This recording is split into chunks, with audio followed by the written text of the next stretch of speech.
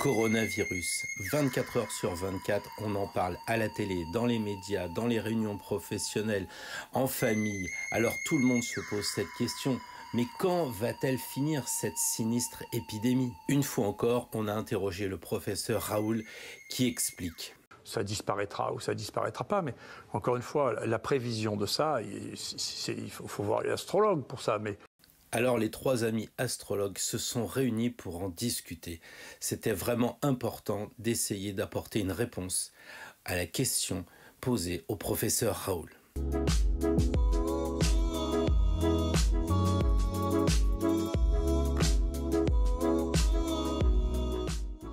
Sans plus attendre, retrouvons Patrick Gianni, Daniel Vega et votre serviteur.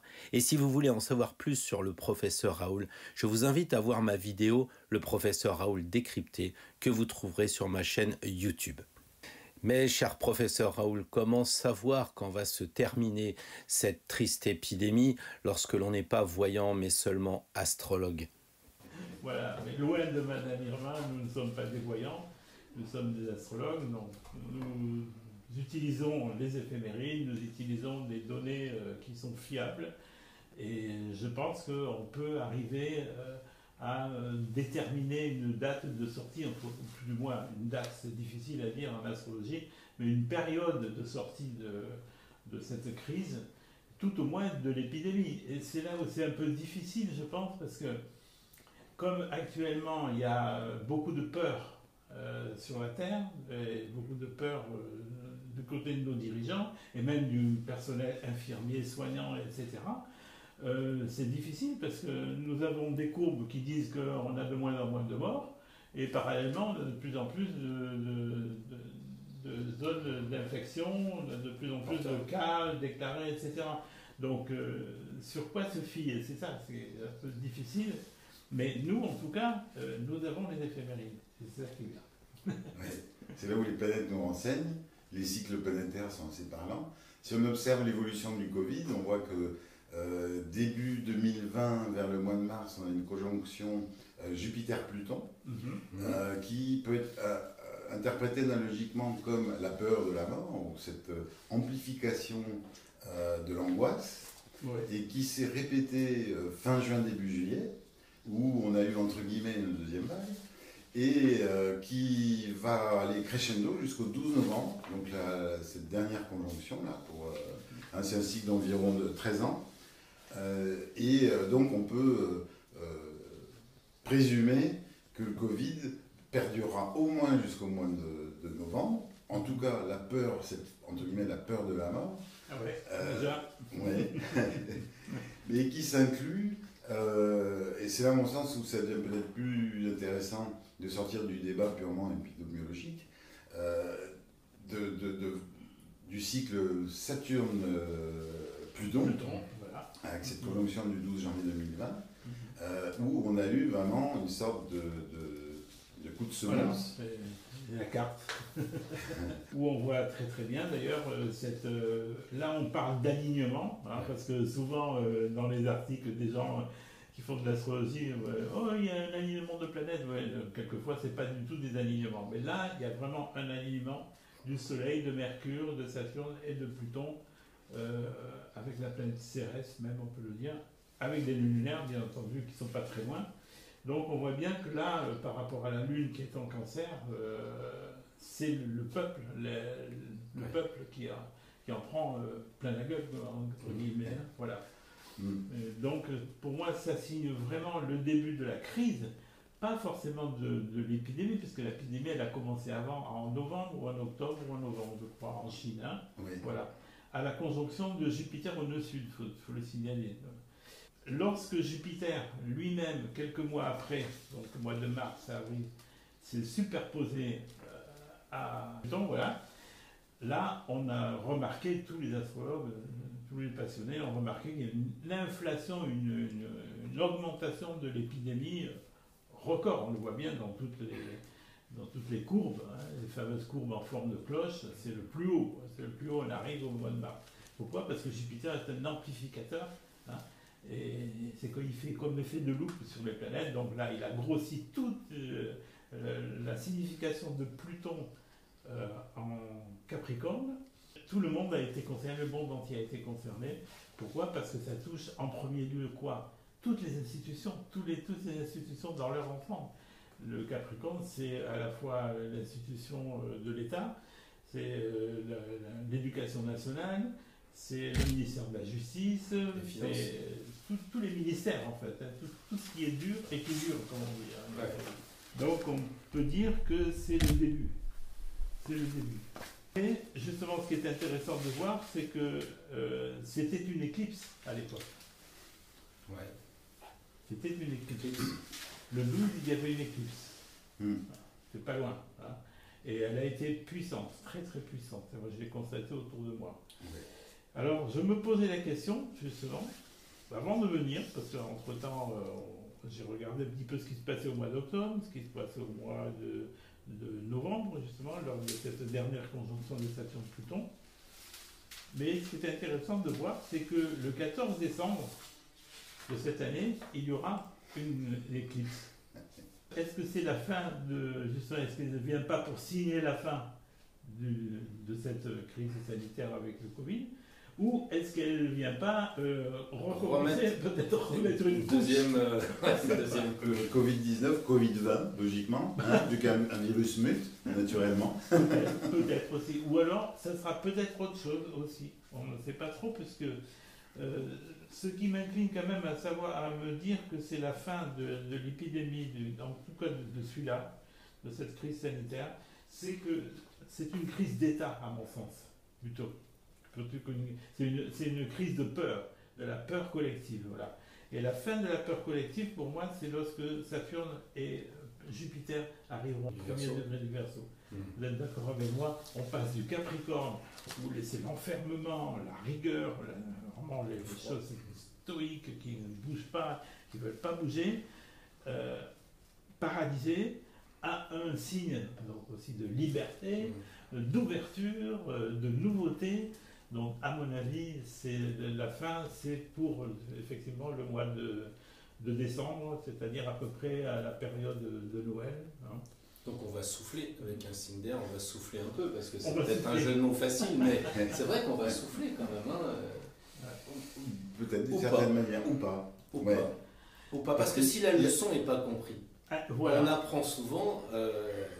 chez Jupiter, notamment dans l'association, qu'on peut avoir aussi Pluton, quand le travail est fait, il nous laisse un peu tranquille. Pourquoi nettoyer si c'est propre? Mais par contre, si on n'a pas fait le travail, je crains qu'à Noël, on soit devant le libre arbitre. Est-ce qu'on aura bien nettoyé? Est-ce que les gouvernants aussi auront fait le travail, pris conscience que finalement, il fallait prévoir, parce qu'ils ont...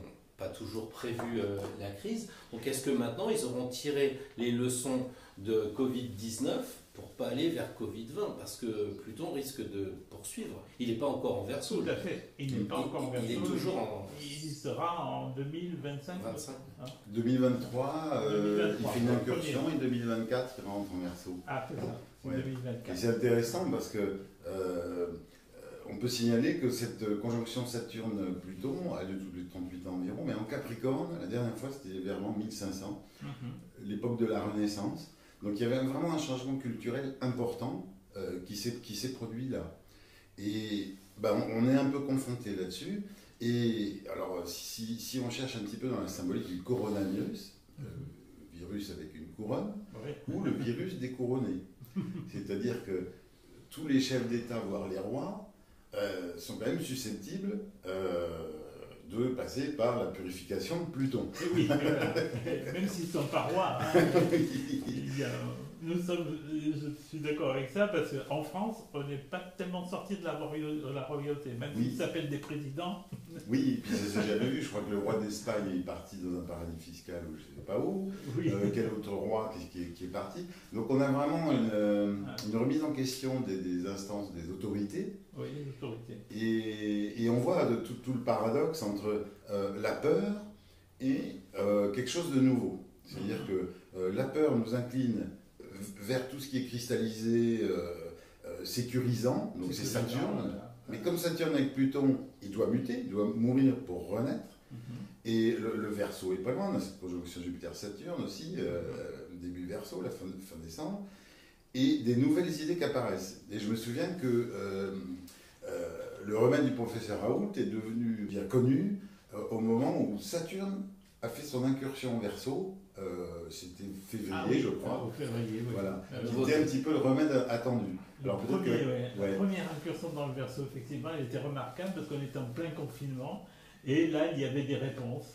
Il y avait même un état d'esprit, je me souviens, qui était assez joyeux, assez libertaire, où les gens redécouvraient une autre manière de vivre, redécouvraient la nature aussi, respiraient à plein poumon. Donc on peut imaginer, effectivement, qu'à l'époque de Noël, il y a un grand besoin de liberté. On arrive en plus à une période de fête. Donc les gens vont vouloir faire des cadeaux, vont vouloir de nouveau se serrer dans les bras entre familles, etc.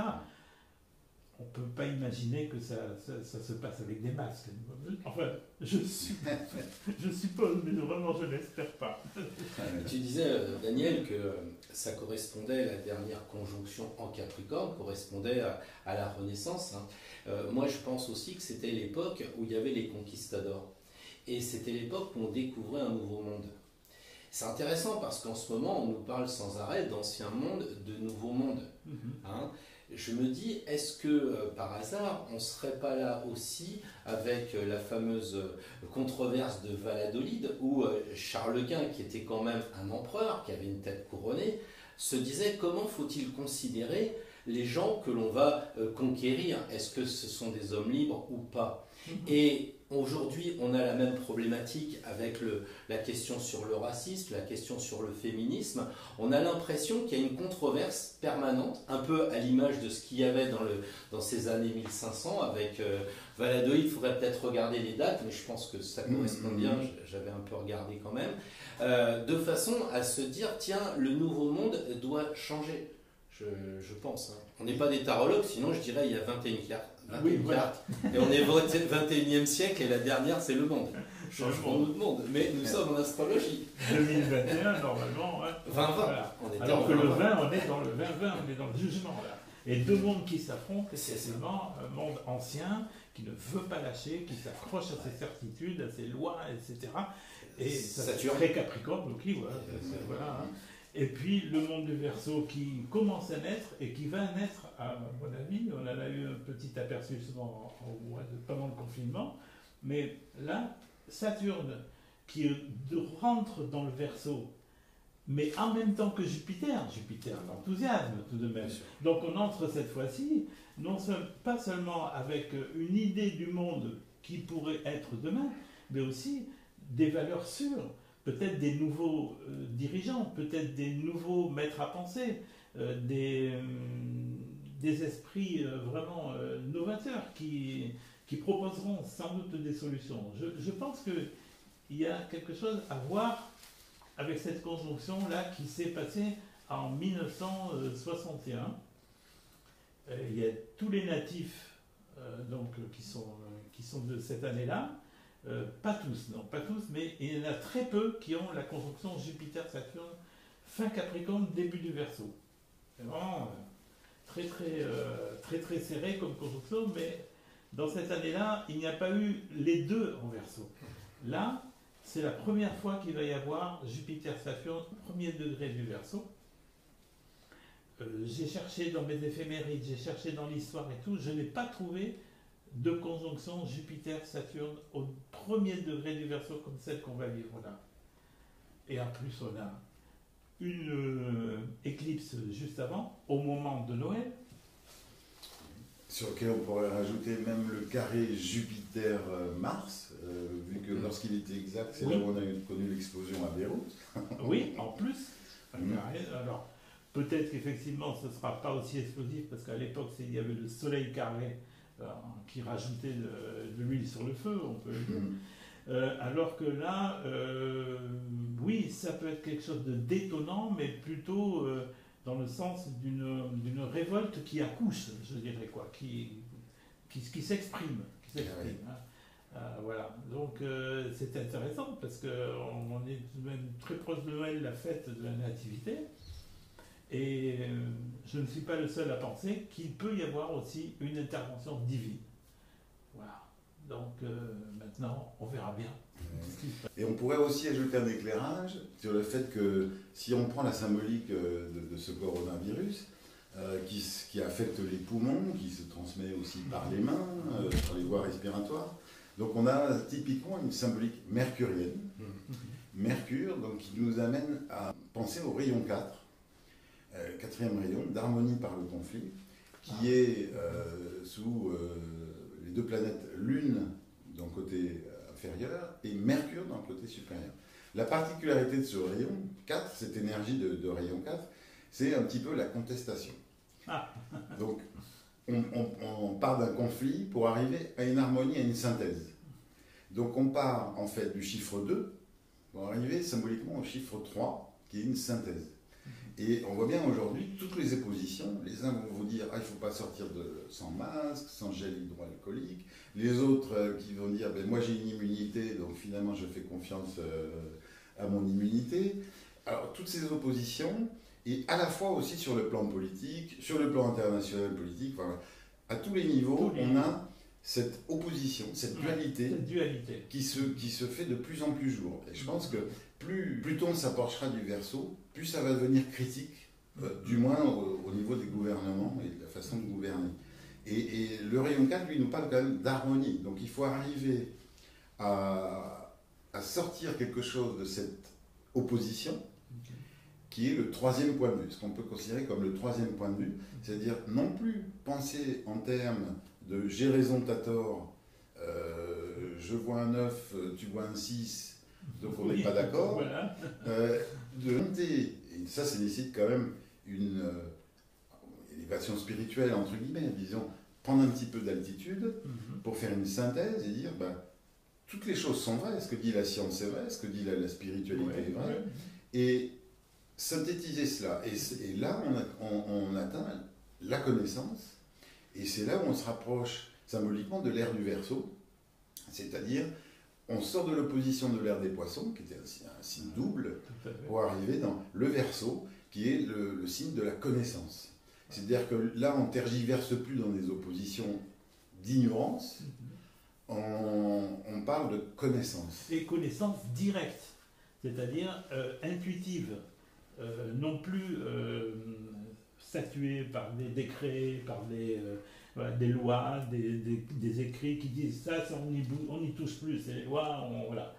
Alors que là, le Verseau, c'est la liberté retrouvée à ce niveau-là, c'est-à-dire comment est-ce que je vais créer mon monde, parce qu'on le sait maintenant, c'est nous qui le créons à chaque instant, sans faire du mal à mon voisin, sans causer du tort à quelqu'un, en préservant cet équilibre.